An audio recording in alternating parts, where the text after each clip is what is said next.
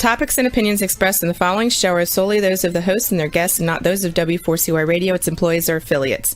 We make no recommendations or endorsements for radio show programs, services, or products mentioned on air or on our web. No liability, explicit or implied, shall be extended to W4CY Radio or its employees or affiliates. Any questions or comments should be directed to those show hosts. Thank you for choosing W4CY Radio.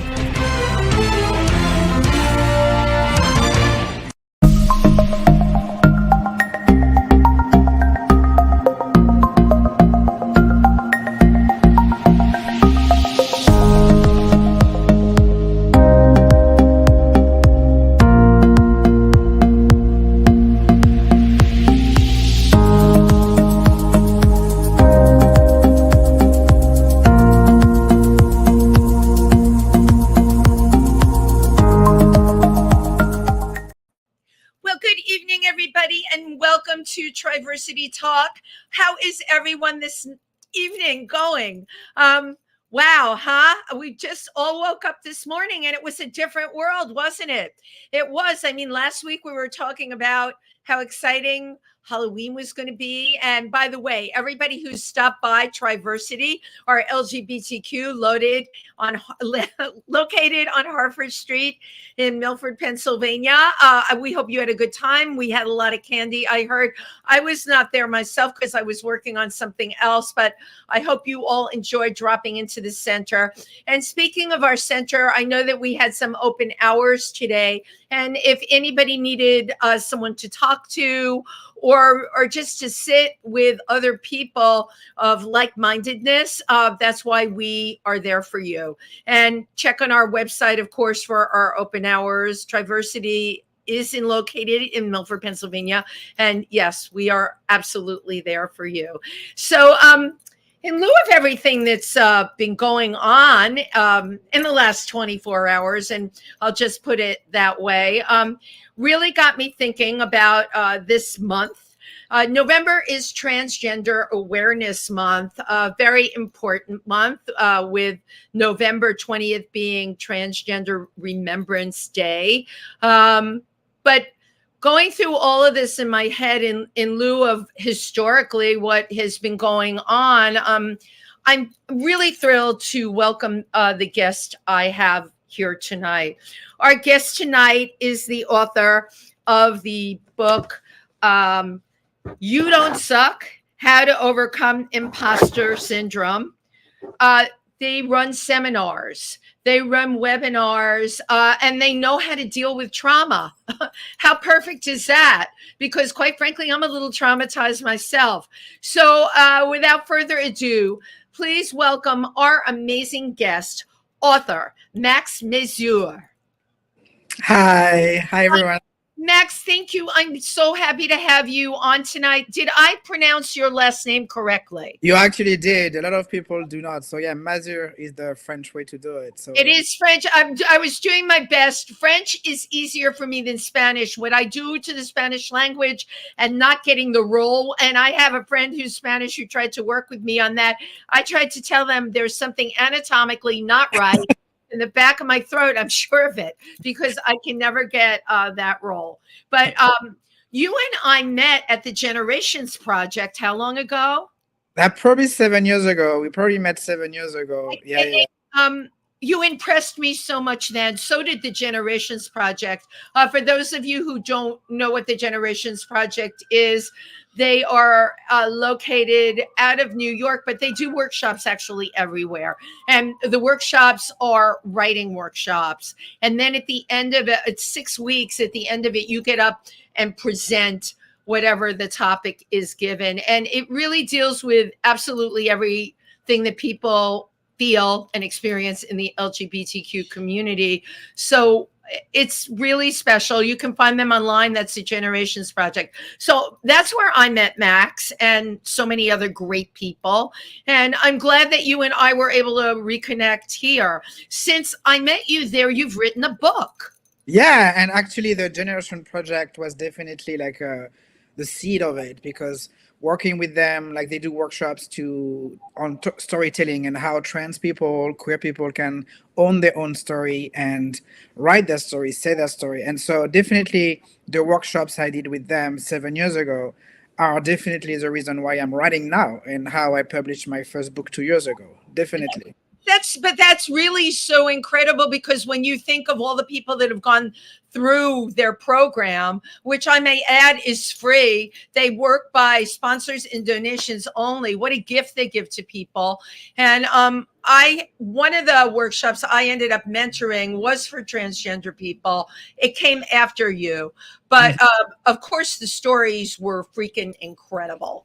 And one of those people now reconnected with Pearl Love, Yeah, who per, member of the Imperial Court of New York. I love when we all crisscross and cross pollinate and stay in touch, because, as you know, community is everything. And I think now more than ever, community has got to find the power base, and we have all got to stick together. So, what was the thinking behind this book, Imposter Syndrome? Can you just share with our audience what imposter syndrome is? yes. So for me, imposter syndrome is like feeling that you are not doing enough. You're not doing the what people are expecting from you, and it's very tricky. I think everyone has some type of imposter syndrome in their life, but I do believe that queer people, trans people, we have a second layer of that. People who are like discriminated have an either harder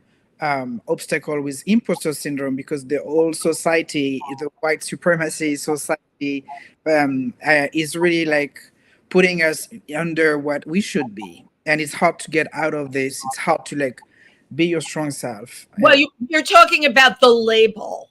Yeah, And even yeah, within that LGBTQ spectrum, people label each other, which is really yeah. mind blowing, and to how people fit. I'm just curious, because I know you're from France.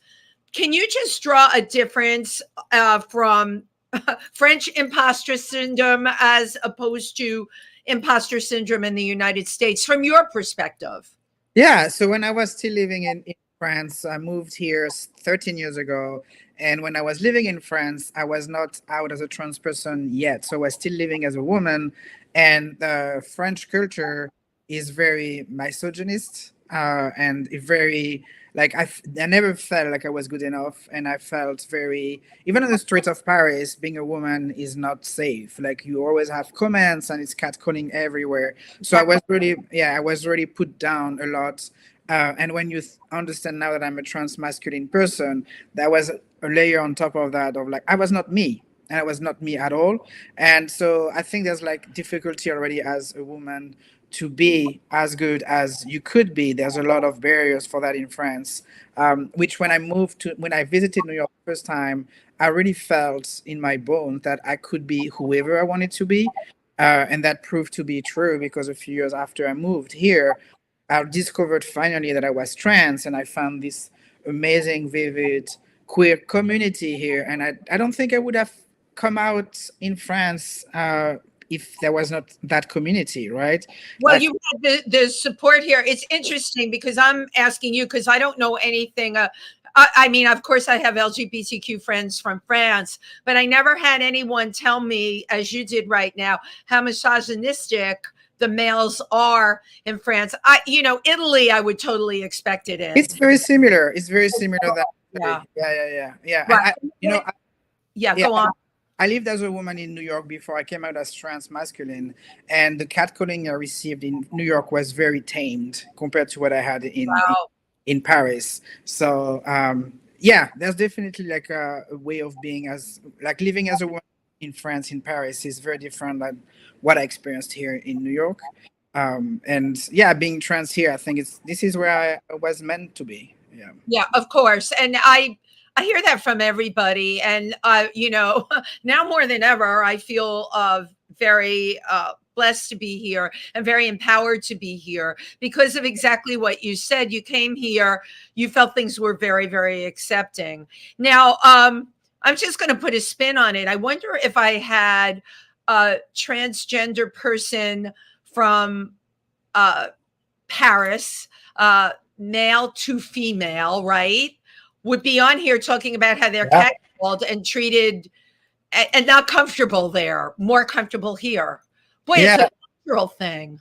it's like this is why the spectrum of LGBTQ is so wide. And being like me, I'm white. I'm a trans masculine person, and I'm white.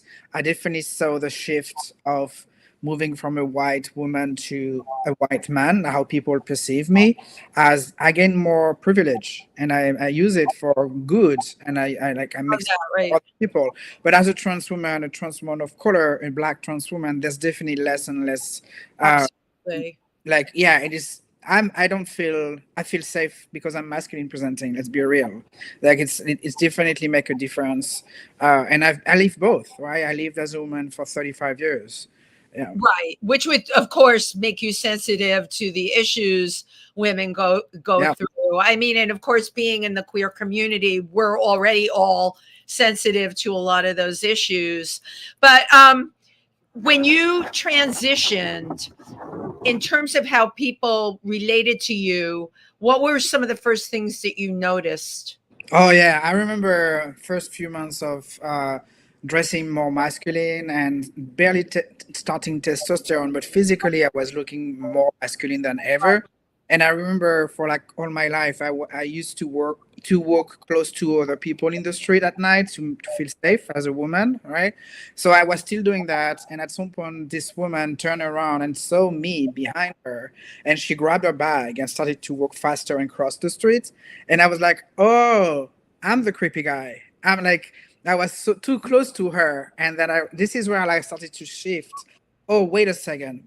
The world, people see me differently. I have to adapt. And I have to like put distance between people, not, like feeling how my presence had a different impact on other people. Well, thank you, first of all, for I had that exact experience 2 weeks ago. A male, extremely well dressed, looked like a Wall Street person. Right on my heels, I stopped short. He banged into me. I fell on the floor, Oh, and he wow. right. And instead of saying, "Oh my God, I'm so sorry. Are you okay?" Okay, this was not a low life. This was like a normal person. He looked at me, and I said to him, "You knocked me down. Why were you walking so close to me?" I bet I felt the same way that woman did.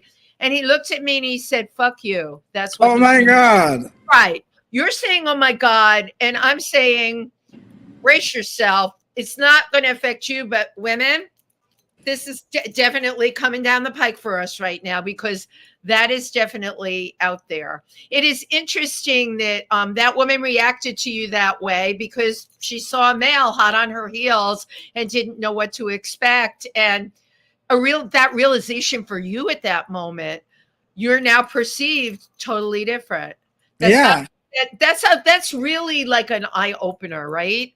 Yeah, it is very interesting. And this is where I started to think about my own masculinity, right? I didn't want to replicate toxic masculinity that I grew up with, Yeah, that's what. Yes, yes. and this is where I like really start thinking, okay, yes, I'm feeling more like myself in a masculine presentation. I'm non-binary, so I use they, them pronouns, and I Yes. sometimes I have more feminine clothes. Like I play with my gender now, but at the time, especially at the beginning of my transition, I really needed to make a big cut and really be more masculine to really prove to myself that I was Max, that was me. um and this is where like these type of interactions made me rethink of like, wait, I have to be careful of what I project. Yeah. And I saw that so also in my work situations, like I was saying the same things as before when I was working with people, but the fact that it was coming out of my mouth who was masculine presenting had more weight. And I've really felt the shift. Like it was easier to get contract clients. It was easier to make a point. And I remember at the time someone was sharing a story. They had one email, and then sometimes they signed with a masculine name and sometimes with a feminine name. And when it was the masculine, they had better answers and quicker. Clients were signing the contract. So all of that was coming to me as like, oh wait, I do feel better like I am now, and I have an impact on other people and how people interact around me, especially like women, people of color. Like I have to be mindful of that, and I put a lot of effort. Yeah, We talk about mindfulness. Like obviously, you're a very self-aware person, but the word mindfulness really needs, people don't think of it enough, and they Mhm. never think of how the person across from them is going to react. And I'm not getting into politics. I will just say this election, I was on social media today, and the horror and fear and depression that was on there was incredible. And I want to take people from the other side and just say to them, you did whatever it is that you did, but can't you see what the results of it are? Do you not have empathy? Is there not mindfulness here? And I don't know, Max, as a society, how we are going to move forward. I do think our community right now will, and by 2 weeks from now, we will have a different conversation about people's awareness, mobilization, and even within LGBTQ, how we all need to react to each other. Because as a trans man, there is polarization against the trans community within the LGBTQ Yep. community, and it makes me crazy. I will never understand that for anything. And for me Yeah. personally, I go around trying to explain things to people, and then I'm like, look at me and how I present. They're kind of listening to me, and I'm doing the best I can. And I've had to learn to get control over my anger, because I want to say, what are you, stupid? And that's not cool either. That's my bad, right? And people who know me know that. But it's just, the whole thing is, we all need to be more mindful, be more aware. And I have to give you credit as a person for calling that out. I mean, that's a kind of sensitivity not everybody has. And Yeah, I think for me, people who don't, like you said, they don't have empathy. I think it's one level, but the second level is like everything that this government's gonna do for the next 4 years gonna impact everyone. It's gonna absolutely, even people who voted for that person. Everyone, if, like, I don't know, like, it's for me very naive to think, oh, I'm gonna vote for this person because he's the strongest. I'm scared of him, so I better be on his side or whatever. But all the laws that are against trans people are have impact on everyone else. It's like thank removing you rights, very it's much. removing Right. healthcare for other people. It's the first step, and I Yeah. don't think a lot of people realize it, that there is like a danger, even if you're not part of the LGBTQ community, even if you're not a person of color. Like, there's, like, the rights are going to be removed even more than when it was 2020. But I don't think people think of that. I've come to believe, at the end of the day, it boiled down to groceries, gas, Yeah. and the whole these gazillion people that they perceive coming over the border taking their jobs. I don't think it ever goes beyond that. And you know what, you use the word naive. That's my naive and all of our naive on this end, because actually I never thought she was a shoe-in. I never thought that. I never thought Hillary was a shoe-in either, because in my life I take in media all the time. That's my job as an interviewer.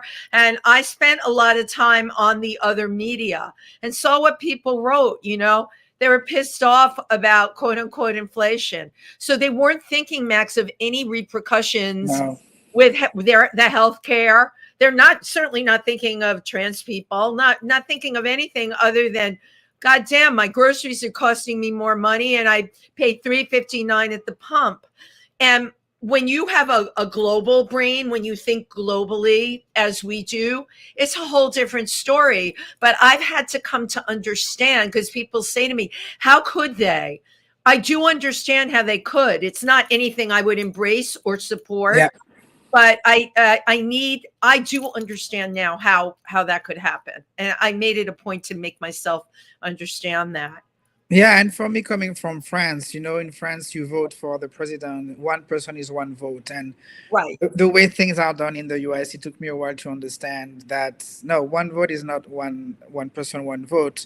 With the way the states and like the election process and like all of that, also, I think for me is part of what I think should be dismantled. Honestly, of like the way elections works. Like, for It's example, crazy. it's like it's designed for people in power to stay in power, and I think that's totally the opposite of the work I do, and I want power for people. Right. And I think it's hard. It's hard to like make movement in that like national way. And I keep telling my friends who are calling me and are all stressed about what happened, and I tell them we need to focus on local. We have power in local. We have power in like supporting people around us. And that's where I want to put my energy. Today I was like heavy and numb, but I know it's like grief. And then yeah, when I'm gonna go back and like be an activist again and do things for trans people, I want to be active in the local because people are here, and this is where we can have an impact. Max, I am in total and complete agreement with you on that. And that's where our power lays. I put something up on social media today to try and make people feel better. And again, we as people are powerful. You know, I do a ton of fundraising as an entertainer, a ton of it.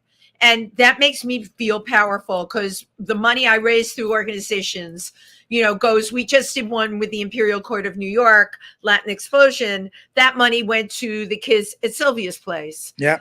How incredible. The Trevor Project. How incredible to be able to do that. And I got up this morning. I'm an empathetic person and I know things sometimes ahead of time. I actually knew last night. I had dinner out with friends and the numbers weren't looking bad. And yet when I saw like the differentiation with the electoral college to the regular states, and I don't understand the electoral college, Max. I got to tell you, I still, maybe somebody can break that down and explain that to me. If I don't understand it, I can tell you 3/4 of Americans don't understand it. So we're getting back to your point of like, you know, one person, one vote. But when I saw that happening last night, I'm like, oh, I see how this is going. And I came home, I made sure I got a good night's sleep. And when I woke up this morning, I didn't need to turn anything on because I just knew the air felt different to me. I took my first breath of awareness and things were just different. And again, we can all do something. All right. Your book that you wrote, how can you run workshops about what you wrote to help people? Yeah, so I do workshops around imposter syndrome, trying to get people to understand where the imposter syndrome comes from in their own self. And I talk a lot about society is like gaslighting us, and we are good at what you're doing. Everyone is good at what they're doing. And we live in society, in companies, in situations where we've been told that we are not good enough. And we've been taught that so many times, especially for me, like as a trans person, I never really touched who I was until I was 36. And that's the thing of like, the more you tell someone that it's not true what they're thinking, the more we believe it. And then, no, I'm not good enough because X, Y, and Z during my life proved that I was not good enough. I didn't have the power. So I want to go into this with you. So Simone Krauss, who's been on this show, who's an incredible transgender activist, she and I have had these discussions about how people are assigned at birth and what the brain is. Okay. And we are learning more and more, and there needs to be much more information about this, how the brain is, because we have young children that completely identify not as what they were given as their sex at birth, but as, you know, they could have been said male at birth, completely feminine brains, all the attributes. That's going on in someone's head. Was that happening for you? Yeah, I think there's some truth here that I don't know about the brain on its own, but I know as soon as you assign female at birth, the society, your parents, the community at large, the school, everything is giving you something that is different than if you were assigned male at birth.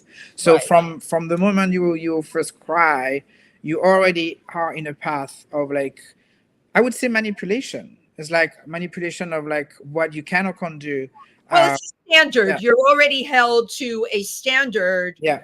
that may not have anything to do with who you are. Did you feel that way? Yeah, completely. And I think I talk about that. I'm writing a new book now. It's a memoir, and I'm talking more about that. My previous book, I already talked a bit more about my life, but it's a workbook. So that means there's like activities and work, like prompts to uncover your own imposter syndrome. And I had some pieces of writing about my life, right? My connection with imposter syndrome. And after readers read my book, they were like, "Hey, you need to write your memoir. Like, we want more from Oh that." my God, totally. Me too. You know, Yeah, from the time I met you, because you were also a parent, yeah. and I'm still a parent. Yep. your child is like a teenager now. Am I correct? She's 10. She's 10. So yeah, Okay, she's she's almost a teenager. not She's terrible almost. yet. She still loves me. So She loves you. So just be prepared, because nothing to do with you. She's going to hate you because, again, that's the standard that happens. You know, my daughter is now 31, but yeah, and we go through that like really bad period. But also, I would think like being a parent, and the questions kids ask, how do you deal with that, and do you deal with that in your imposter syndrome book, because that's becoming a reality for a number of people that I've come in contact with. They've got kids. yeah. How So do you talk to kids? for me, the way that when I came out as trans when my kid was 2 years old, and I know for sure that I'm a better parent now because I'm my true self. I'm Because you're you, grounded. I'm right? aligned. And I was a mom for 2 years, right? I gave birth to my child. I was a mom for her for 2 years, and then I transitioned as being a dad. And I know I'm a way better parent now because I'm solid. I'm like I know who I am. You're Matt, Yeah. right? And I was not the case before. Before that, I was not aligned. I was very confused. I was never sure. I had self-esteem issues and lack of confidence, and that when you're parenting has a big impact on how the child's going to grow, because they need someone who is actually like A role sure of model. who they are. And A role if you're around kids, they feel it. They know when you're not your true self. Like some people are, oh yeah, you're so good with kids. It's because those people are like they are themselves with the kids, and the kids can totally see that. It's like, why are you not yourself? Or like, I totally like, and I am like that. Kids love me because I just me, and I play with them, and I don't know. That's my everyday life. It's me Kids being can see the playful. truth. The kids can Yeah, really see the truth, and yeah. they can smell an imposter a mile away. So they can also smell the truth, and you engage with them, and they know that, Yeah, and yeah, and they so connect. for me, like tackling my imposter syndrome, and I still, moments when I'm like I'm not completely sure what I'm doing, but tackling the imposter syndrome for me was really critical for being a good parent. Yeah, Right, right. You know what? And you were single parent. Am I correct? yeah. My kid has another parent, so I have her once every other week. So I have my week alone with her, and then she goes to the other home. Yeah. Okay, but that's good, because then there's hopefully two strong parent. It's really hard when you're doing this alone, as you know. I'm sure people have spoken to you about that. Yeah, yeah, she has a good balance, and I'm Yes, grateful she for that. has a good balance. And at 10 years old, she gets who you are. Am I correct? Yeah. Yeah, we have a very, very good relationship. Uh, Fabulous. yeah. Fabulous. So I wanted to talk to you about you've done work with the NIH, National Institute of Health, involving trauma. Yeah, so I do. So I'm an author. I write books, and on the other side, I'm also a service designer, user experience designer, and I work now. I work for the National Institutes of Health, and I work for specifically underrepresented communities, and have. Marginalized Well, communities. yeah, and then that's where the trauma informed design that I do is really useful, because I can really advocate for those communities to the people at the NIH who are not really aware of who are actually using the services, the healthcare, and everything. No, but So this I is work. so amazing to me that this is what you do, Yeah, and you're here tonight because this is all about to become under fire. My yeah. God, Max, you're going to be so busy. You have to carve out time to write that memoir, because all of this, you're right. People don't realize that all of this is going to be affected. Yeah, and for me, the project I'm working on now is all about gathering data from communities that are usually not visible for healthcare, for research, and this is critical because the data is used to make medicine, to make medical recommendations, are based in data mostly made of white cisgender men, and there's so many different aspects in our DNA. If you're like a black person, if you're a queer person, if you're like uh, coming from Hispanic heritage, like, and that's the work I'm doing now, is like bringing all those data. So when we make decisions for medicine, we actually take into account each out every identity. Yeah. But when people transition, right? And I've done a lot of shows on it. I had the team on from Mount Sinai. I Hmm. had an incredible nurse from the center down in Texas who came on. She was wonderful. But in terms of where we're at right now with medicines, with hormone, let's talk about the hormones Hmm. before we even get into surgeries. Is it like one thing for one person, or there's options out there? There's a lot of options. I can only talk about my own experience as a trans masculine person taking testosterone. Please share that with us because there's people that are listening. And transmasculine, by the way, is an area that a lot of people just don't know about. Yeah, and that's why it took me so many years to actually realize that I was trans, because I didn't see any You representation of no trans one to masculinity. identify with, right? Yeah, I couldn't be myself. I couldn't be something that I never saw. So yeah, for testosterone, there's different ways, and it's you always have to have a blood work done to see where are your levels of testosterone, and then it's like regularly taken to make sure you have the right amount, and it could be very little. It could be also there's injections that you could do once every week or once every 2 weeks. You could have also a gel that you put on your skin every day, which Right. is usually a good as a starting point because you can stop more easily and you can see changes coming slowly.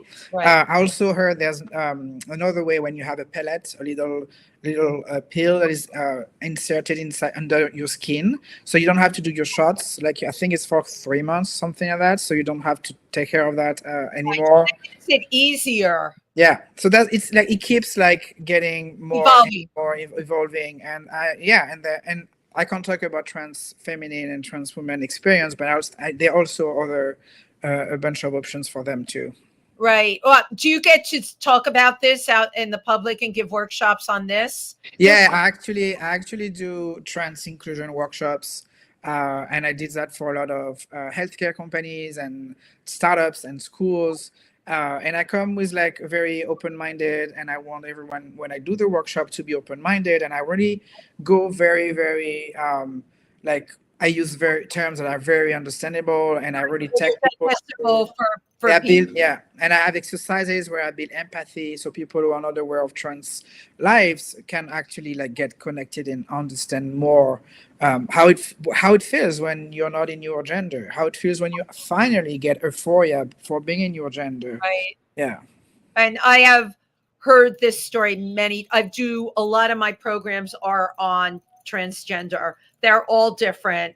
I try and give as much information as possible. Transmasculine, not as much, just because there's not a lot of people that come on the show. However, more and more people are now transmasculine, and somebody like you being able to get somebody early on in their transition and talk about it is really a great help. Oh yes, I yeah. am hoping there's organizations listening tonight like Triversity, but they're listening because we're nationwide on this show, that think about reaching out and having someone like you come and give a talk, because it's very much needed. In the corporate world, of course, they'll hire you because the corporate world is going that way. We have so much now with inclusion and trying to raise awareness, which is all good. But the grassroots little places, like we're out of Milford, Pennsylvania, but we Mhm. serve a lot of people in the tri-state area. And I don't have to tell you, there's a gazillion organizations in the United States of America that could really take a you and have valuable information that someone like you knows, because as you know, there's a lot of misinformation. Yeah, and I also trained like healthcare services and hospitals where like you need to ask for someone's name and the name they want to use. You need to ask Absolutely. for their pronouns. You need to have two Yeah. separate like sex assigned at birth and sex they are living now or gender. Like having those like those data captured when someone is like checking in, but also Right. use that data because I've been into places when they ask for the name you want to use, but they actually never use it. Right. So it's like there's like finding So ways I to love that actually you do read it. Yeah. the data.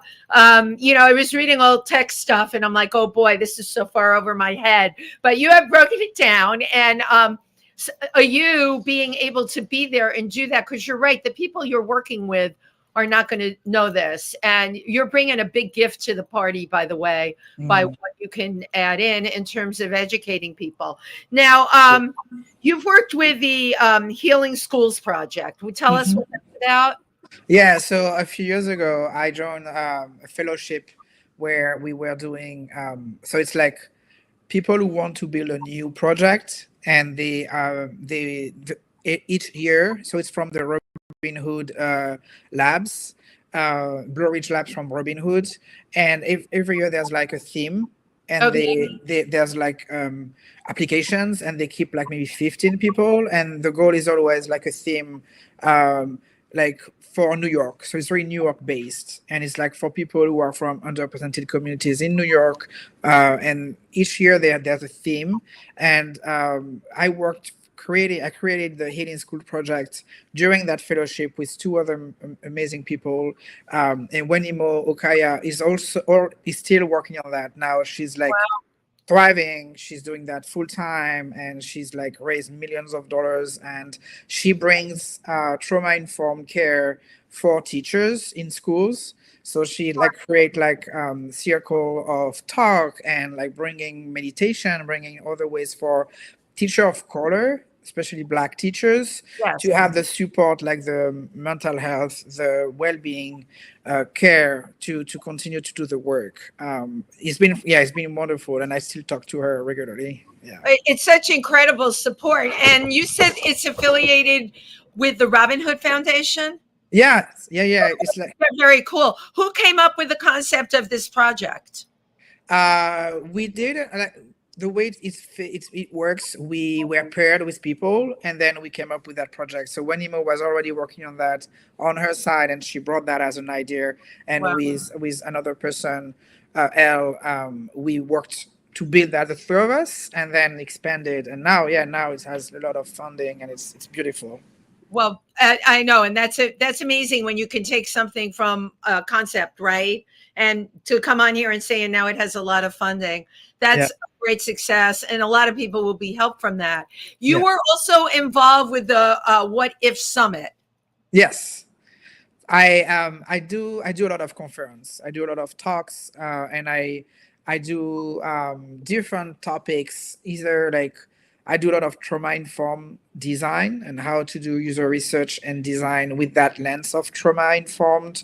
I do talks around imposter syndrome, and for the ETH Summit, I was doing a talk about imposter syndrome, and I led an activity during the conference where people were answering prompts about uh, the best project they had during the year and the worst project they had during the year, and we were working on to that, turning that into what you should do next, and that picking the best parts of the good projects, removing the worst parts of the worst project, and like making a timeline, making like a grid of like, hey, I need for my next projects opportunities, I need a team that is going to be diverse. I need the leadership team to not only be white people.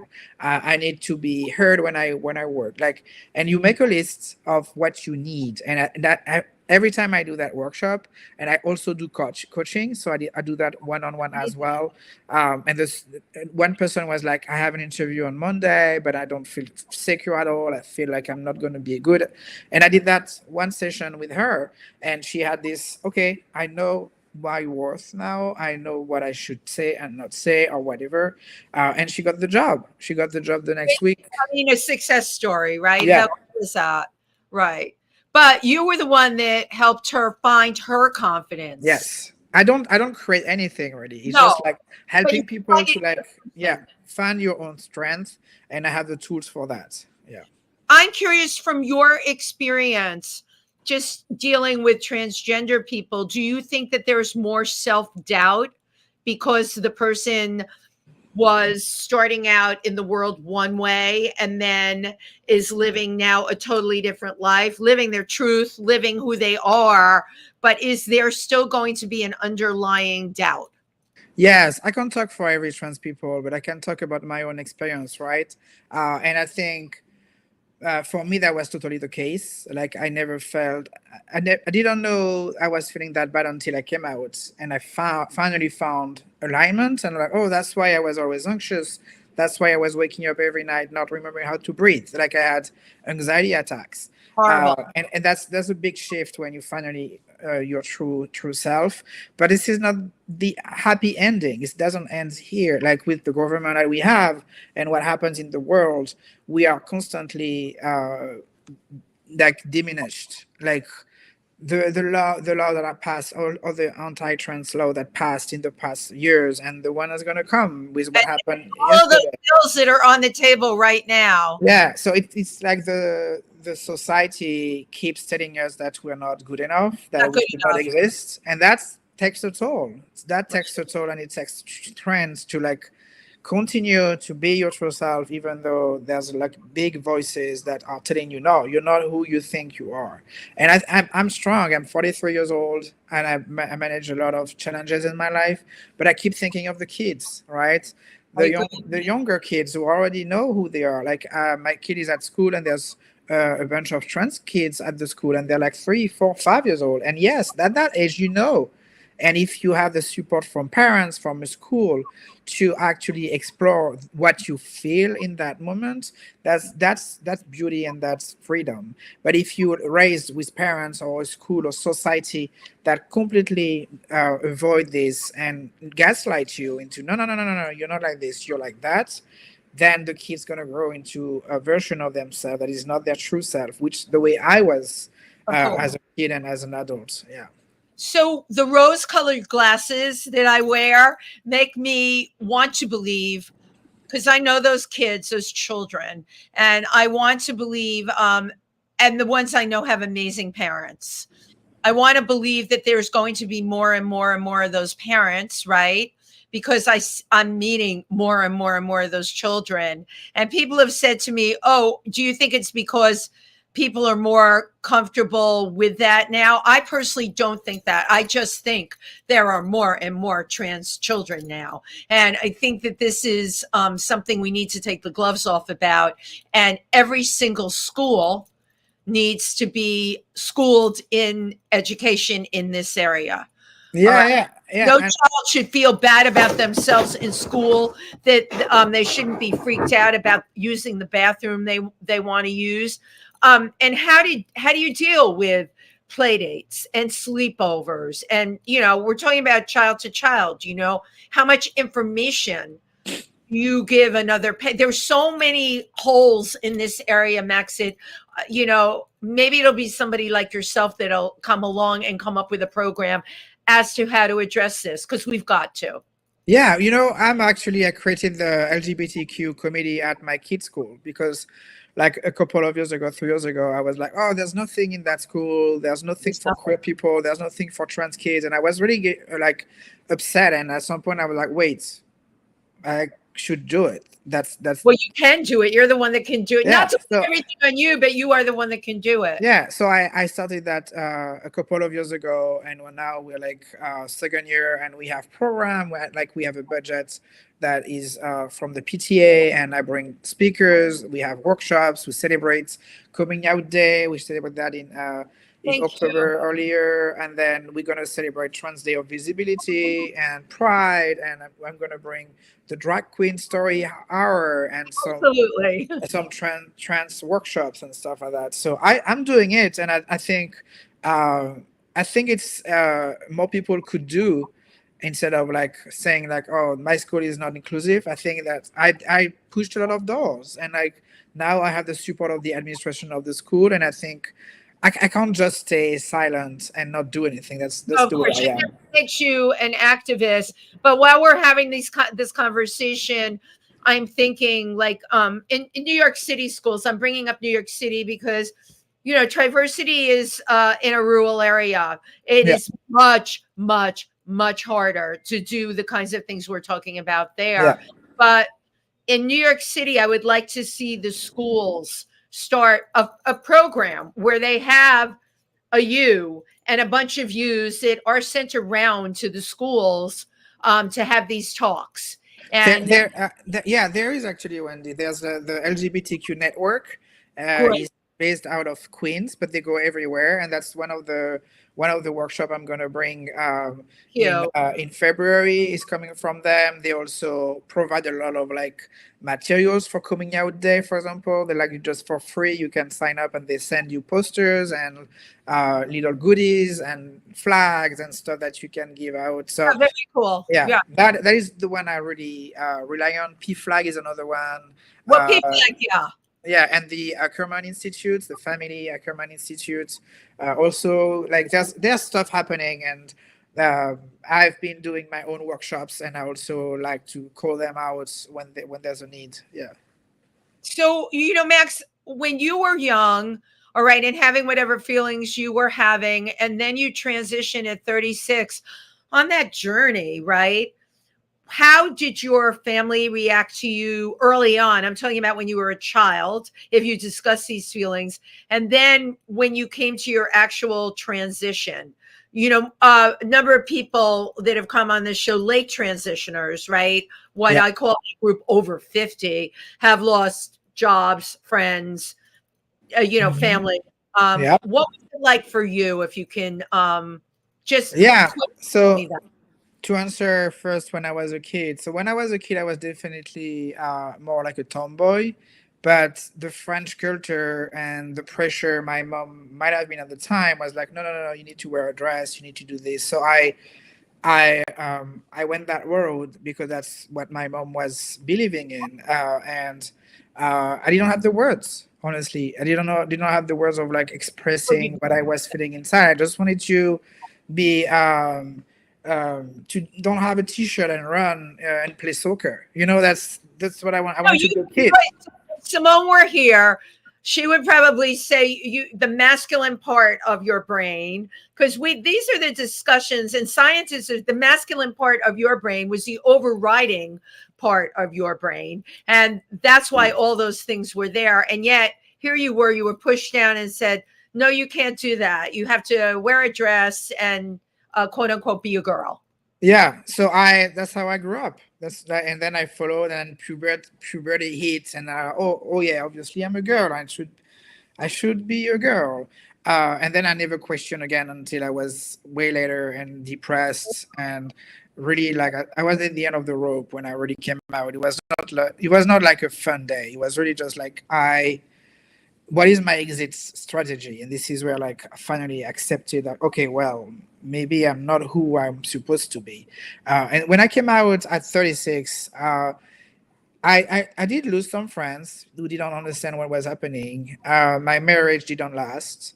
My parents have a very good relationship with them now. We talked a lot over the years, but it was hard for them, especially from the French culture. French culture is very binary. It's very Right. you're either a man or a woman, and for me, switching, I was not going all the way to man. I was like non-binary, and I'm exploring my gender. Exactly. Uh, You were but it was exploring. hard, and I have a lot of compassion and empathy for my parents. My mom had to really break down a lot of preconception that she had about gender, about her own. I'm a mother who Well, gave in her birth to a daughter, right. so she was telling me like, yeah, I gave birth to a daughter, but now you're not a woman anymore, and that's like it was a lot of, for her to grow into. But now, over after a few years now, we like they're very supportive, they're I very am. I understanding, they're love happy your to. I love happy endings, right? And I love your happy ending. I can't believe it. We are down to the wire. Once minute left. I don't know where the time went. Of course, I had a million more things I wanted to talk to you about. I know you're writing the memoir. What do you hope to accomplish in the next couple of years as an activist? Yeah. So writing my memoir is also part of my activism, because I'm talking about trauma and how trauma might be a reason why I didn't come out earlier. So my memoir is all about that question, like, did trauma, CPTSD, I have CPTSD, did trauma, CPTSD blocked me from being my true self earlier in life? That's really the theme of my memoir, and I think it's going to be the goal is to have a universal message and that can help other people thinking about their own self. Doesn't have to be trans, but just like who you really are inside. Right. Who am I really? Well, Max, thank you. You're an amazing person. I always take one of these hokey pictures online when I'm finished. So just bear with me. I love doing these. Just say cheese. Cheese. Fromage. Fromage.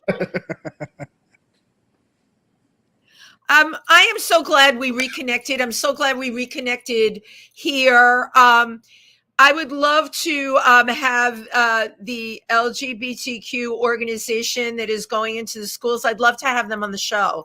So, if you can, yeah, they would be great. You know, as I tell people, we advocate, we educate, and we entertain. And I believe that that is the way to reach people. Thank you for everything. And happy Turkey Day ahead of time. Well, you're here. You celebrate Turkey Day. Yes. And just a pleasure having you here. Thank you for everything you're doing and how you're contributing to our community. Thank you, everybody, for tuning in. Good night. Thank you, everyone. Bye.